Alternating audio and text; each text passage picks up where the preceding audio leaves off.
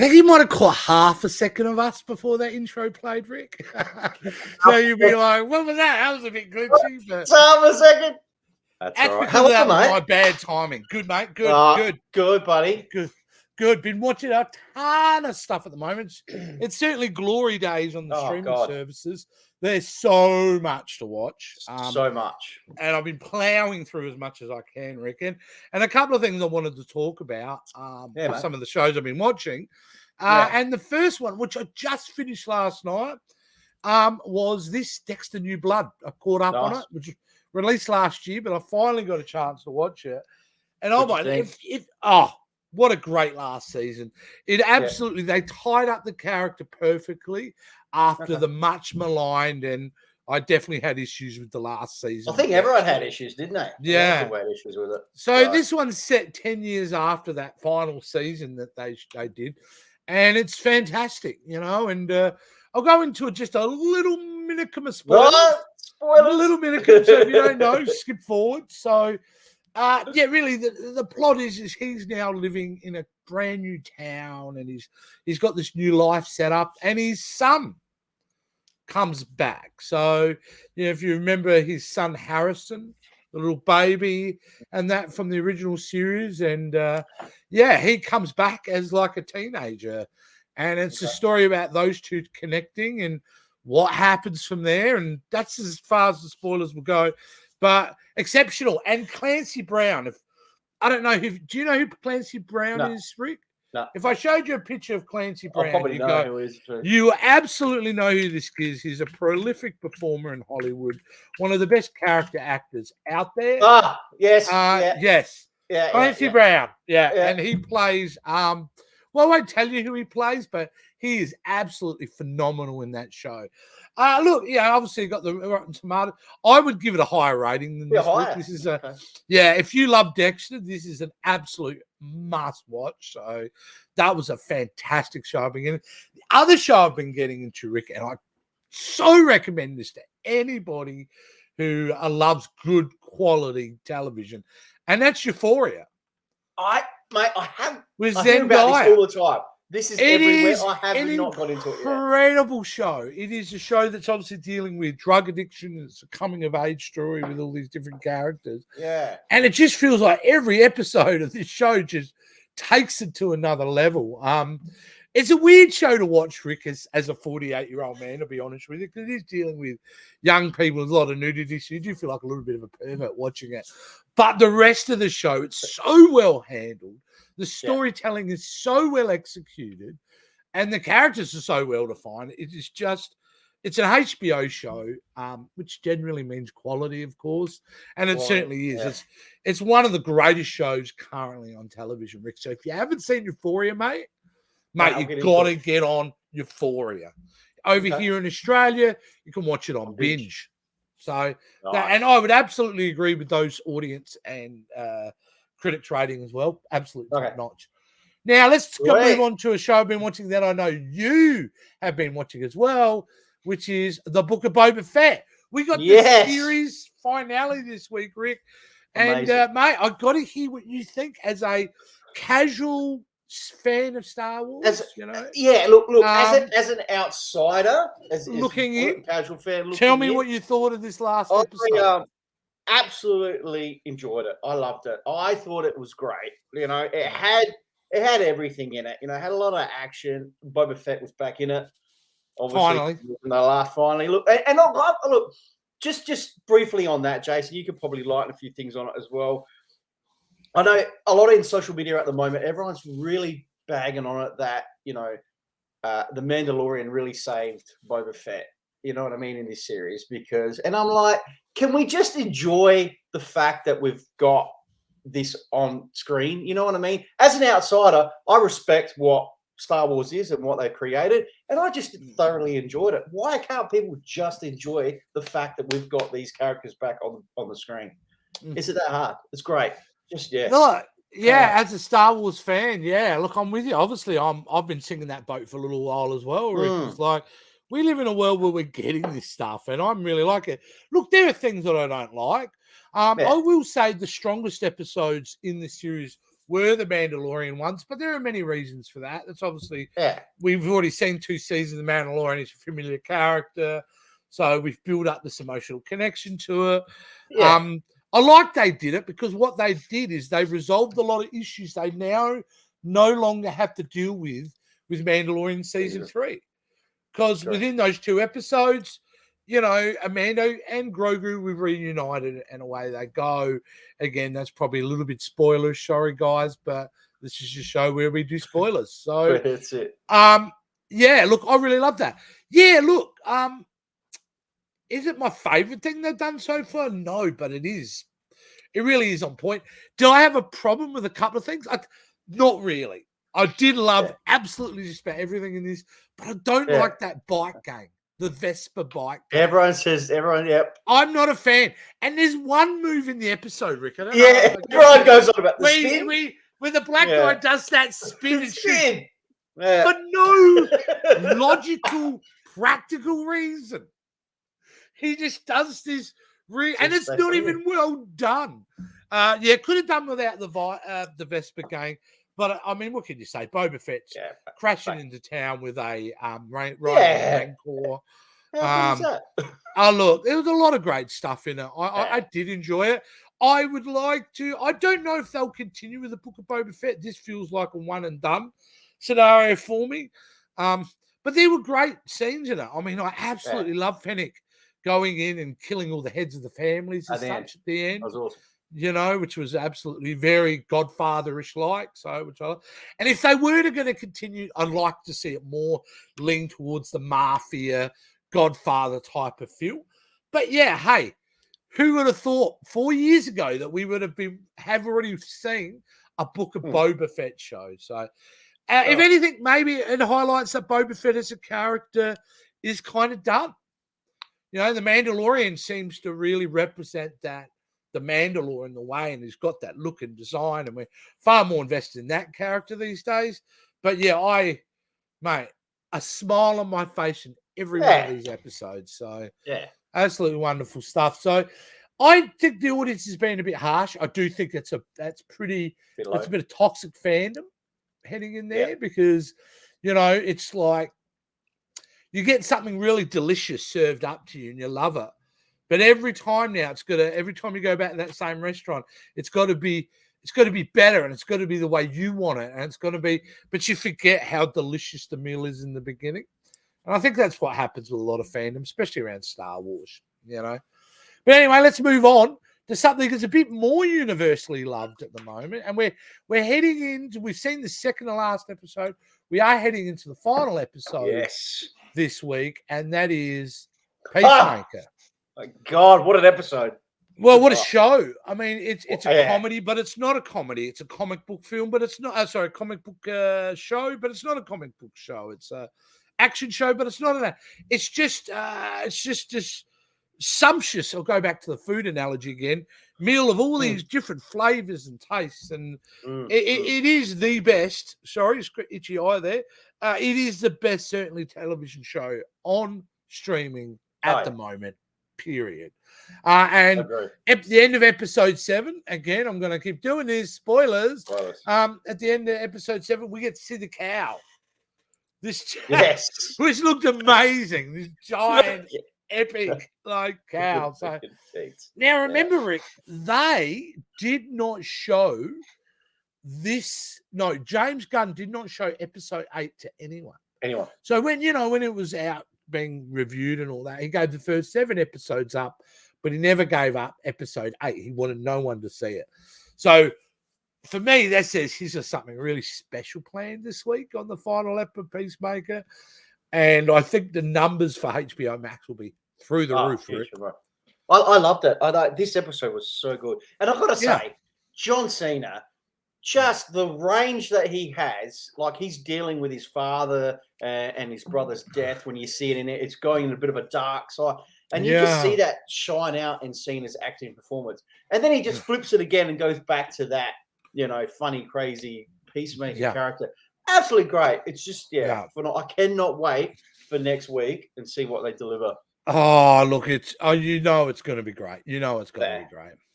Well, let's stay in the world of streaming, Rick. And this is a little quick one I wanted to show you. Obviously, now that the Book of Boba Fett is finished, we move on to what the next series on Star Wars will come out, because there's a lot of stuff being released. And, honestly, Rick, I thought it would be Andor, the prequel to the prequel Rogue One, So it's set around before Rogue One with those same characters.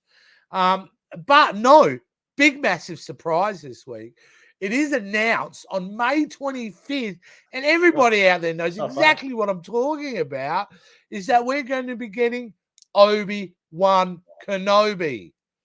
Finally, I mean, one of the most, if you're a Star Wars fan, this has to be up there with the highly anticipated, And we get to see an Obi-Wan Kenobi set 10 years after he's put himself on Tatooine to be the guardian or the overseer of a young Luke Skywalker. And so this series is apparently set 10 years into that journey for Obi-Wan Kenobi. So, and obviously we're getting Hayden Christensen back. He's back. We've got some other slew of cast and characters. Look, this is going to be wonderful. I just know that this is going to be epic in so many ways. And that's a bit of blind faith. Yeah, there's a bit of Star Wars bias in there. But how can you not get excited knowing that Ewan's back? Well, yeah, he's a very loved character. So, I'm looking forward to it. I'm just great to see what comes out with it, like you said, coming from an outsider's perspective. So, So that is going to be huge. Yeah, no, that's pumped. Bring on Obi-Wan Kenobi. I think everyone is really keen. And Ewan's come out and said he's had so much fun on this shoot, and it's a big joy to be able to work with Hayden again. So I've had some scenes together. So that looks really cool, Rick, and I cannot wait. As a Star Wars nerd, and even wearing the pop culture Star Wars for that show, it's going to be great. Now let's move over to the world of DC. DC dropped a bombshell this week, mate. Out of the blue, no one was expecting it. And it was kind of, a bit of a shock. I think it was only a couple of days ago, wasn't it, Rick? And obviously I'm talking about DC Heroes video. So I'm going to play a little bit. Obviously we can't have the sound and all that kind of thing. But if I could get to some of the bit, what a great trailer. We'll get to see obviously some Black Adam there. Look, who looks just amazing. We get to see some Flash in his new suit, which is really, really cool. There's Aquaman in his new suit, which was interesting because it kind of looks like that's Atlantis, but all desert. There's no water there or anything anymore. So it was kind of look cool. And they start showing, obviously there's the Flash. Here we go. I'm just trying to get to some of the cool. You get to the good stuff. Screens. There he is. There he is. I've got some images as well I should show you. But that stunned me. Look at Hawkman. How great does that look? He looks good. Very good. It looks really, really good. Very cool. Yeah. And have we got that? Yeah. There we go. Some image. Here's the other big one for me. The one I got super excited about was Dr. Fate and Pierce Bronson and the voice. He's a bit of a older, more gravelly. He looks good. He looks amazing. Good. He looks absolutely incredible. And so we got Black Adam, we got the Flash, we got Aquaman, and it was a bit of a surprise for them to say that's literally 4 DC movies we're getting this year. 4, which is got to be the most amount they've released, I would think. Yeah. And then obviously there's a Hawkman, which looks incredible. We got Adam in there as well. There's footage of Adam as well. Oh, Black Adam. No, Adam, of course. Adam, ATOM, Adam. Oh yeah, Adam Smasher, isn't he? Yeah. There's not there as well. Where is that? I think he's towards the end. I think he's towards the end of the footage, Jace. Oh yeah. Around there. So so we get a bit of a see. Oh, there he is. There we go. There we go. So it's pretty cool. That looks pretty amazing, doesn't it? It makes me think. Look at that. They've dropped this, right? We've got Super Bowl coming out in tomorrow or whatever it is, right? Yeah. Do you think we're going to see? Surely we're going to see a trailer to one of these. Surely they're going to drop something. Well, they won't show any more trailers to the Batman because they've dumped No, enough. that's stuff. coming out in a couple of weeks. We know that coming in a couple of weeks. But So yeah, I'd the like to next see one some more is. Black Adam stuff in the Flash. Aquaman 2, I think, is at the end of the year, so you can leave that for a little bit. But I would like. I mean, I think goes without saying, we would like to see some more footage. But you know, the fact they've just showed us this at the moment, mate, I must admit, I'm super hopeful for DC's future now. Oh, they're stepping it up. They're stepping it up, definitely. So definitely, they're giving Marvel a bit of a run this year. So yeah, absolutely, it'll go well. Fantastic, isn't it? All right, now let's move over the other side of the fence, and we'll go over to Marvel and Wakanda Forever, Rick. It's a movie that has been plagued with delays because of COVID, and then Shuri getting injured on set. It's really been a tough shoot, and obviously they're dealing with the loss of their main character in the movie. But there was an interesting photo put up on Twitter this week of a bit of a set photo of what they're doing, and what it is, and I think it's worth talking about, Rick, is the fact that a new behind with Namor Atlantean scenes, underwater scenes they're filming. Wow. Okay. For Wakanda Forever. With this one specifically, and then obviously a license, but I think everyone knows it's all public knowledge now. I think it was officially released. We're getting Namor into the MCU. Submariner. Yeah, the Submariner, a character that has been very much reminds me of Doctor Doom in the sense that he fights for his own nation. Like he's very his political landscape is always focused what's good for him and his people. So he can be a bit of an anti-hero kind of character. That's what I know of him, Rick. But Rick, can you tell us a bit more about Namor? And this character? So you touched on it briefly there, Jay. So he's a hybrid mutant, son of an Atlantean and a human. So he's Prince Namor, and is obviously the Submariner. He's been in the comics around since the 40s. So he's an old character, which is fantastic to see. He's also been in ties with members of the Avengers, Defenders, X-Men as well. So he's been around. He's also had ties with Cable as well. His powers, so he has the control of elements, which is pretty cool. Underwater combat, which obviously he's going to be there. He's got flight, so he can fly. Superhuman strength, superhuman durability, reflexes, and superhuman agility as well. So he's kind of an all-rounded character. So he's an interesting character. I just think he'll bring some awesome complexity to that universe. You know what I mean? And I believe he at one point was part of the Illuminati. I believe with that group as well. I could be wrong. I'm not the best judge on comic books, but have they said who's playing him or not? Has it come out officially? So, well, let's find out. I mean, that's a big drop. They say no. I have a feeling they did, and I've just spaced on. Oh no, sorry, Dave. I just thought they. So you just seen it? No. I thought if they dropped the name.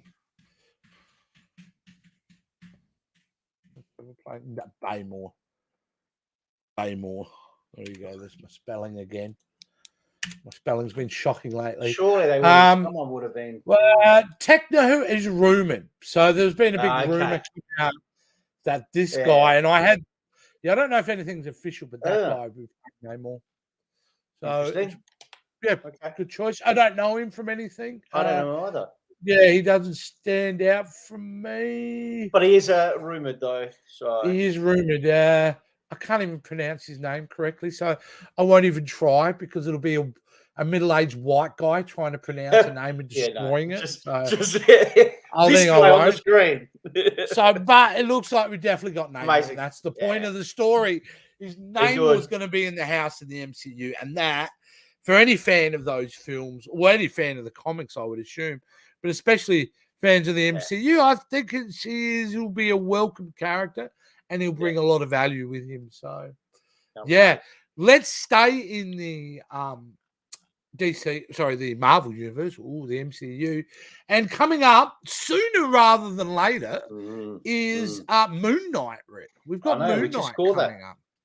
So, which is kind of huge. And Empire Magazine this week dropped on their cover a fantastic photo of Moon Knight, dude. And how good does this look? How good does it look? He looks badass in that. That's awesome. He looks amazing. Absolutely amazing. We zoom in a bit more. And you just see good. I just love it's like mummy cloth, like Egyptian cloth that they would wrap up their bodies in. I love that. So, no, it looks fantastic. So, yeah, look, what can you say about it? I mean, they did come out and say that Moon Knight will ramp up the boundaries of brutality. Kevin Feige came out and said that. And said, I mean, he told Empire Magazine, he goes, look, he's brutal. It's been fun to work with Disney Plus and see the boundaries shifting of what we're able to do. There are moments in the series where Moon Knight is wailing on another character and it is loud and brutal. And the knee-jerk reaction is, we're going to pull this back, right? No, we're not pulling it back. There's a tonal shift. This is a different thing. This is interesting. Moon Knight. Now, that is some big words coming out by Kevin, our Lord and Master, that he is not holding back. And that's where the MCU needs to go, frankly. They need to. It needs to start really getting a bit more darker and a bit more intense with their stuff. And then it's up to the parents to allow the kids whether they want to see it or not. Surely Disney can. But anyone under 13, you should be getting your parents like permission to watch this kind of stuff. But everyone over 13, man, we want it to be darker. Well, that's right. But surely Disney can put which is streaming service. It's a streaming service, so you can do it. 100%. So parental control. So I'm excited about that. Mate, bring it on. That's what I say. And finally, Rick, I think it's worth talking. You talked about Super Bowl earlier. Why is our Instagram is kicking off? Did you just post something? No, I've posted all weekend. Instagram. Posted a lot of stuff on Instagram. And I posted this image. Empire and this image and another image from Empire Magazine. So go check it out, guys. Now let's hit the last thing we're going to talk about today is Super Bowl ads. They always come out with some pretty great, interesting Super Bowl ads. And you sent me this, Rick, and you sent me this, which was the return of Dr. Evil. We obviously can't show the whole thing because we'll get in trouble. But hey, guys, look it up on YouTube. Mike Myers plays the iconic Dr. Evil, brings back his son, all the characters there. All the characters. Unfortunately, the one character wasn't in it, and really missed was Vern Troyer, who died, unfortunately. Mini-Me. Mini-Me. So that was pretty sad. So, but what a great Super Bowl ad. You watch it, right? We can't watch it, but when you watch it, you go, they could probably do another one. Scotty. Yeah, that's Scotty. Oh, I love it. So good. But they could probably do another Austin Powers, I reckon they could do one more. Has he got it in him? Yeah, I reckon he does. Time, dude. His comic timing's as good as ever in this. Yeah. He probably needs to shed a couple of kilos, but don't we all? But besides that, I'd say I thought the trailer was hilarious. It was all about, was it BMW electric cars? No, it was an environmental one. Was it about cars? That was General Motors. General Motors. It's all about cars, isn't it? Zeus. That was the Zeus one about BMW. So it's all about, the car manufacturers. But yeah, I thought it was great. Go check that out. I thought it was. It's pretty funny. Could spawn another one, Jace. Could spawn another one. I'd go and have a look. I mean, obviously, it's never going to be released to theaters. You'd be making it for a streaming service at this point, but I'd check it out for sure. But there you go, Rick. That were our stories for the week. We've got big stuff coming up this week. I think nothing bigger than Peacemaker season finale. That's it. And in 2 weeks' time, 3 weeks, just under 3 weeks' time, Batman. The Batman. Which is crazy. Finally getting to see it. And I'm going to have to take a colostomy bag for that one because it's nearly 3 hours. So It's a longest Batman film they've ever made. That's all right. 3 hours. 3 hours of pretty hardcore intensity. I'm looking forward to it. Yeah, cannot wait. All righty, guys. Well, that's it for the week. Now, before we go, we always like to talk about, and I haven't actually put it up this week. Naughty me, so I should really be putting it up there. How to follow us and that. So, Rick, talk about, firstly, how do they follow us? What are they going to do if they want to contribute to the show, which we love? Guys, all you need to do is give us a comment down below, or give us one of these a thumbs up. I'd really appreciate it. Hit that notification bell so you know every time our videos pop up. Hit that subscribe button and just follow us all on our social media sites as well. And I've got something really cool as well that came in the mail, Jace. Yeah. Yesterday, which was awesome. We got a bit of merch which dropped. And this. I have to go back a bit. That's a pretty bloody big. It's a big. Comes in 3 sizes. This is the larger one. Yeah. Comes in multiple colors, but it's really it's so comfortable and the quality is really good. Came in yesterday. Fantastic. So, yeah, good looking logo. It is, mate. It is. Thanks to you, Jace. So, yeah, guys, jump on that. We've got a link in the bio, or go visit www.popculturespreadstore.com and check out our merch. Really check out our merch. And I don't know, we got these still on there, Rick? We still got these? No, they're not on there, unfortunately. I might have to put them back up and stuff like that. But, yeah, go check out the store. Well, that's it, guys. That's another week down. It's another show, Pop Culture Spread. We'll be back next week with a whole new set of stories. Talk about the stuff that interested us during the week. We thank you as always, and we look forward to seeing you guys next week, guys. We'll catch you soon.